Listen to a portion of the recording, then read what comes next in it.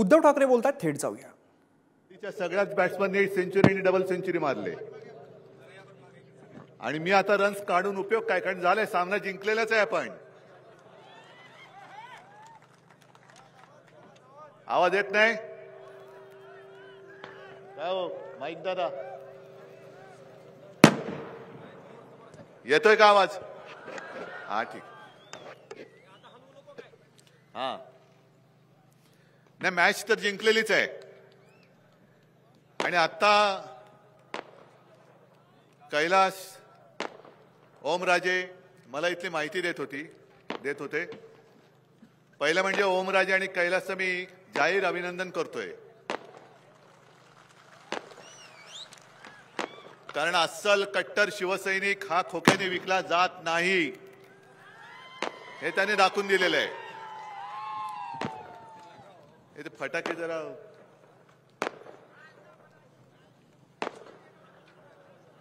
नाही, आता एवढे तर जिंकल्यावर किती.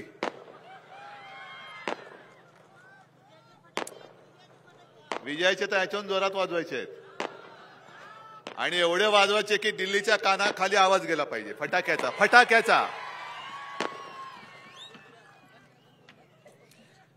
एकूण वातावरण तुम्ही बघताय आणि बऱ्याच वर्षांनंतर मला असं वाटतं की मी उमरग्यामध्ये आलोय जाहीर सभेसाठी. पण आज मला ती सुद्धा सभा आठवते शिवसेना प्रमुखांची. 95 सालची वगैरे असेल, भर दुपारची होती, बरोबर ना? तुमच्यापैकी काही असतील, तुम्हाला लक्षात आहे का त्या सभेत एक साप निघाला होता. आता आम्हाला काय माहित, आम्ही त्या सापाला दूध पाजलं, दूध पण पाजलं, मग तो साप स्वतःहून कोरेक्स प्यायला लागला. असं काय काय होत गेलं. पण आता त्या सापाला त्याची जागा बरोबर दाखवायची.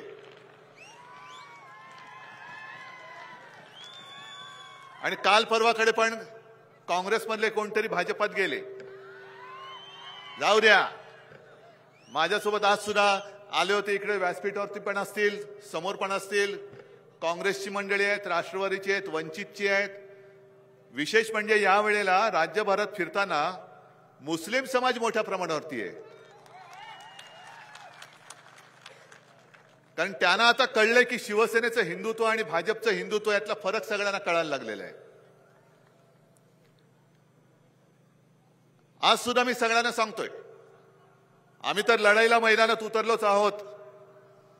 ही लढाई माझी एकट्याची नाही, ही लढाई माझ्या महाराष्ट्राची आहे, माझ्या देशाची आहे, तुमच्या भावी पिढ्यांची लढाई आहे. मग सगळेजण विचारतात, सगळेच तिकडे चाललेत, म्हटलं आणखीन राहिले असतील त्यांनी पण जाऊ द्या, कारण उद्या आम्ही जिंकणार आहोतच. पण आम्ही जिंकल्यानंतर असं कोणी बोलू नये की तुम्ही जिंकलात पण मी तुमच्या बरोबर होतो म्हणून. नाही, तुला जायचं आत्ताच जा आणि समोर उभा राहा, बघतो तुला आडवा कसा करायचं ते. भारतीय जनता पक्षाला काय वाटतं, का संपूर्ण हिंदुस्थान आणि महाराष्ट्र त्यांना काय आंदण दिलंय की काय?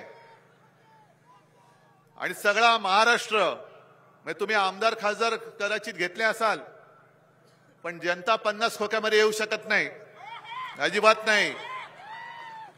कारण माझी महाराष्ट्रातली जनता ही भाडखाऊ नाही, लाचार नाही, नादान नाही, गद्दार नाही. आणि जसं जय श्रीराम ही एक गोष्ट आहे, जरूर आहे, आम्ही पण श्रीरामाचे भक्त आहोतच. नव्हे, त्यावेळेला जे काही सगळं उसळलं होतं तेव्हा भारतीय जनता पक्षाचं कोणी रस्त्यावरती फिरकायला तयार नव्हतं, एवढी त्यांच्या छातीमध्ये धडकी भरली होती. आणि ओमराजे तुम्ही बोलता ते बरोबर आहे.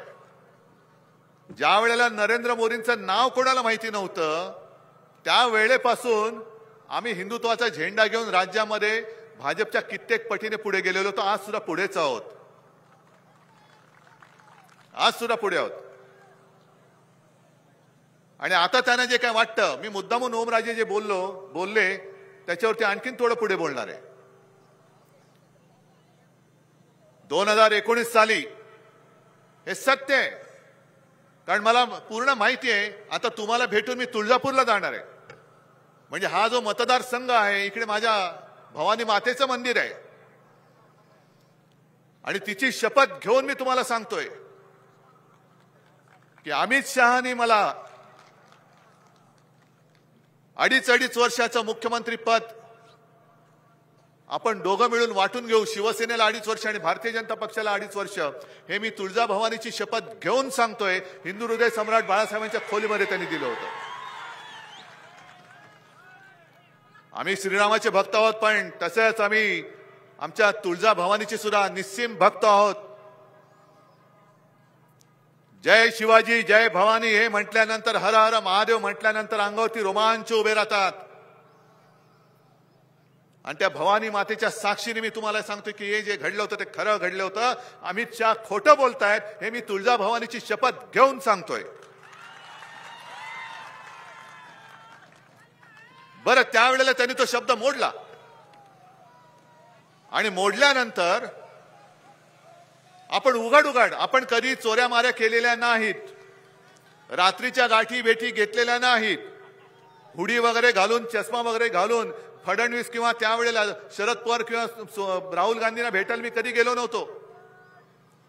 पण यांनी शब्द मोडला. मी हिंदू हृदय सम्राटांना, म्हणजे मी सगळं सरळ सांगतो की जगासाठी हिंदू हृदय सम्राट आणि माझ्यासाठी सुद्धा आहेतच, पण माझी पहिली ओळख त्यांच्याशी झाली ते माझे वडील म्हणून झाली. आणि मी म्हणजे त्यांच्या पुत्राने त्याच्या पित्याला दिलेलं, म्हणजे वडिलांना दिलेलं ते वचन की मी तुमचा शिवसैनिक मुख्यमंत्री करून दाखवेन. आणि मी त्यांना सांगितलं की मला मुख्यमंत्री व्हायचं नाहीये, पण मी बाळासाहेबांनी दिलेलं वचन आहे हे आता मी पूर्ण नाही केलं तर मी उद्या कसं करणार. मग ते म्हणाले की ठीक है, जब आपका मुख्यमंत्री होगा तो हमें संभालना, हमारा रहेगा तो हमें आपको संभालेंगे. म्हटलं हे तर होणारच आहे. युती म्हटल्यानंतर एकमेकाला सांभाळून जाऊच आपण.